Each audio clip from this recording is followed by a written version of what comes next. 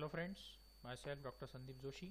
In our previous lecture, we see the two methods in this chapter, that is fitting of a straight line of equation y equal to a plus bx and fitting of a second degree polynomial or fitting of a parabola म्हणजे त्याला parabola पण म्हणतात of equation y equal to a plus bx plus cx square आणि मग त्याच्याशी related त्याचे normal equations हे आपण मागच्या चॅप्टरमध्ये डिस्कस केले. ओके, ह्या लेक्चरमध्ये आपण fitting of an exponential curve of the type y equal to a into e raise to bx हे आणि fitting of a logarithmic curve of the form y equal to ax raise to b हे discuss करणार आहोत. आता discuss करताना काय करायचं ते लक्षात घ्या की आपलं इक्वेशन जेव्हा आपण सिम्प्लिफाय करू तेव्हा ते कन्वर्ट होऊन जाणार आहे fitting of a straight line मध्ये. ओके, तर ते कसं बघूया आपण. First of all, reduce the curve y equal to a e raise to bx to a linear form by using some simple transformation. काही ट्रान्सफॉर्मेशन वापरून आपण ते लिनियर फॉर्म मध्ये कन्वर्ट करणार आहोत. So taking log on both sides, दोघी बाजूचा log घेऊया. So log y equal to, आता लॉग मध्ये रूल आहेत की log of a into b असेल तर log a plus log b असं असतं. ओके, म्हणजे इकडे तुमचा होईल तो log a plus log e raise to bx. आणि मग लॉग मध्ये अजून एक रूल आहे that log of m raise to n असेल तर हा n खाली उतरतो, that is n log m. त्याच्यामुळे हा bx खाली उतरेल आणि मग ती टर्म आली तुमची ही that log y to the base m. एक बेस ठेवला इथे, बेस m घेतलाय मी. ओके, m म्हणजे कोण आहे पण e आहे. आता ऍक्च्युली दोन बेस आहेत हा, तर एक्झाम्पल कसं येतं त्या पद्धतीने खाली दिलेलं आहे मी ते, तर आपण ते खाली डिस्कस करणार आहोत. तर log y to the base m equal to log a plus हा bx खाली उतरतो. ओके, पॉवरचा bx into log e to the base m. सगळ्यांचा बेस काय आहे m आहे. आता इथे हा जो लेफ्ट साइडचा लॉग y आहे त्याच्याबद्दल मी कॅपिटल Y टाकणार आहे. नंतर लॉग a हा जो आहे त्याच्याबद्दल कॅपिटल A टाकणार आहे आणि b जो आहे छोटा b, स्मॉल b, आणि log e to the base m म्हणजे b into log e to the base m याच्याबद्दल मी कॅपिटल B टाकणार आहे. तर हे इक्वेशन रिड्यूस होऊन कसं दिसेल, then the above equation becomes, हा तुमचा कॅपिटल Y, हा a capital plus b into log e म्हणजे capital B into x. So y equal to a plus bx. मग आठवा फिटिंग ऑफ अ स्ट्रेट लाईनचं equation, fitting of a straight लाईनचं equation होतं y equal to a plus bx. Okay, म्हणजे तुमची exponential curve कशात convert झाली, ती कन्वर्ट झाली स्ट्रेट लाईनच्या इक्वेशनमध्ये. आणि मग स्ट्रेट लाईनचे नॉर्मल इक्वेशन्स जे होते तेच इथं अप्लाय करायचे, कारण स्ट्रेट लाईन ऑलरेडी आपण मागच्या लेक्चरमध्ये बघितलेली आहे. त्याच्याशी रिलेटेड नॉर्मल इक्वेशन काय आहेत तर ते बघूया. So the normal equation are summation y, फक्त इथे कॅपिटल असणार आहे. ओके, तिथे स्मॉल होतं, तिथे स्मॉल y i वगैरे असं होतं. So summation y equal to na, तिथला a स्मॉल होता, इथला a कॅपिटल आहे, plus b into summation x, तिथला b स्मॉल होता, इथला b कॅपिटल आहे.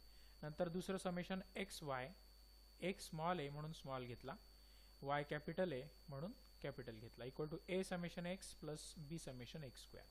म्हणजे सेम नॉर्मल इक्वेशन आहेत, तुम्हाला एक्स्ट्रा पार्ट करायची गरज नाही.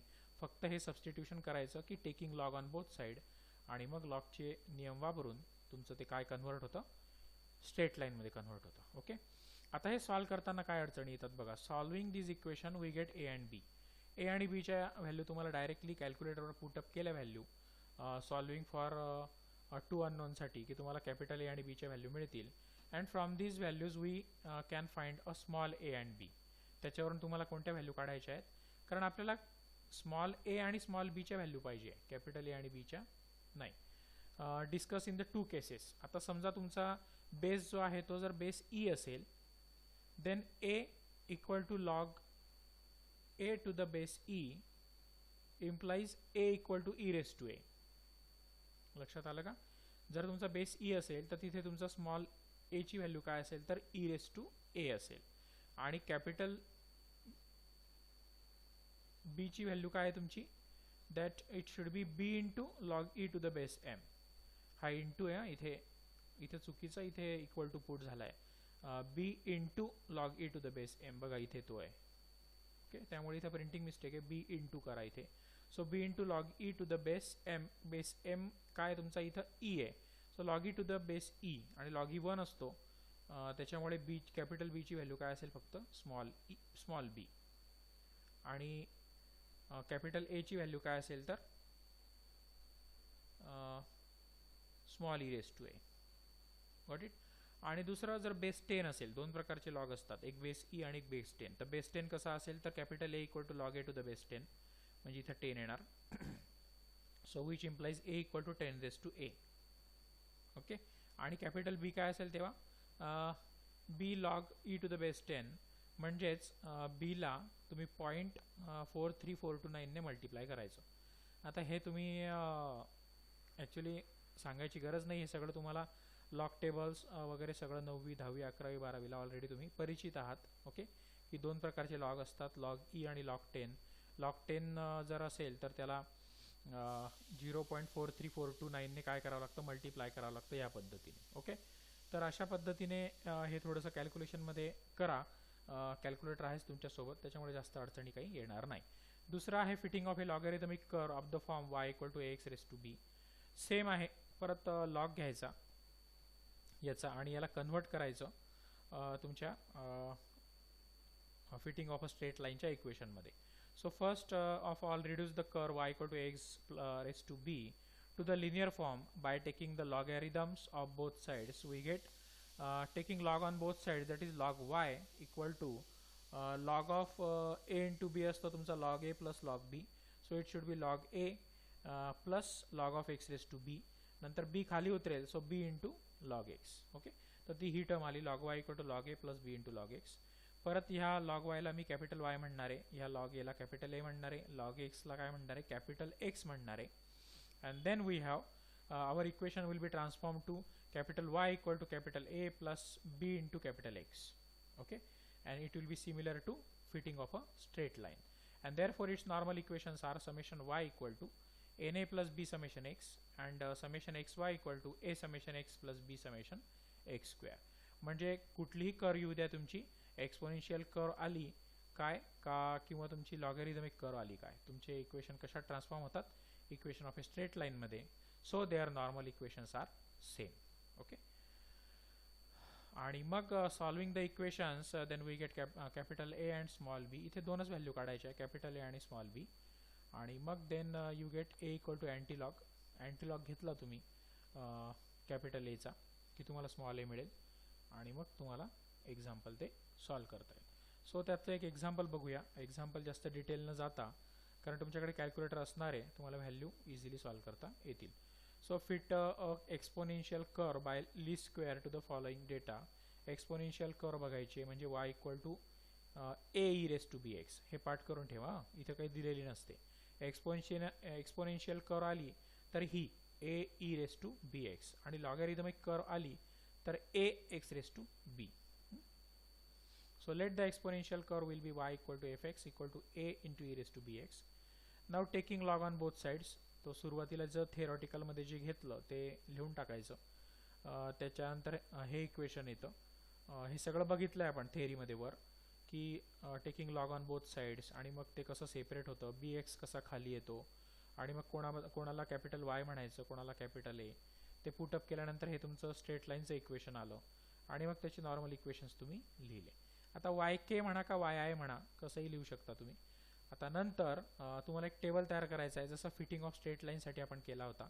तर सुरुवातीला x आणि y या value as it is. Capital Y म्हणजे काय, पण लॉग y. सो लॉग याचा लॉग घ्यायचा, log 1 log 3 log 5. Okay. X square म्हणजे याचा स्क्वेअर, 1चा स्क्वेअर 1, 3चा स्क्वेअर 9, 5चा स्क्वेअर या पद्धतीने. आणि x इंटू हा कॅपिटल Y, कारण हा तुमचा कॅपिटल Y आणि हा x स्मॉल आहे. So x into capital Y म्हणजे हा कॉलम. सो 1 इंटू ही व्हॅल्यू म्हणजे तीच, 3 इंटू ही व्हॅल्यू, सो ही व्हॅल्यू आली, 5 इंटू ही व्हॅल्यू, सो ही व्हॅल्यू आली. या पद्धतीने नंतर या सगळ्यांची सम करा. इथे सम मधल्या व्हॅल्यू तुमच्या नॉर्मल इक्वेशनमध्ये टाका. n किती इथे 5 आहे, so 5a plus summation xi काय आहे तुमचा 25b इक्वल टू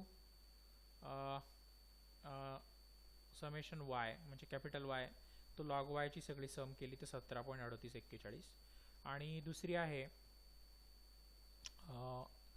परत a into summation x that is 25a plus 165b म्हणजे summation x square into b okay equal to x y that is 105 into 105.92. कॅल्क्युलेटरमध्ये टाका solving the equations for 2 unknowns. त्याच्यावरून capital a आणि बीच्या value मिळतील. त्याच्यावरून small ए आणि बीच्या व्हॅल्यू फाइंड आउट करा. इथं तुमचा लॉगचा बेस ई आहे कारण दिलेला नाही आहे. कारण जर असतं तर इथे दिलेला असता तुम्हाला टू द बेस 10 वगैरे म्हटलं असतं. जर दिलेला नसेल तर बेस ई घ्यायचा. So take A equal to antilog of A that is E raise to A.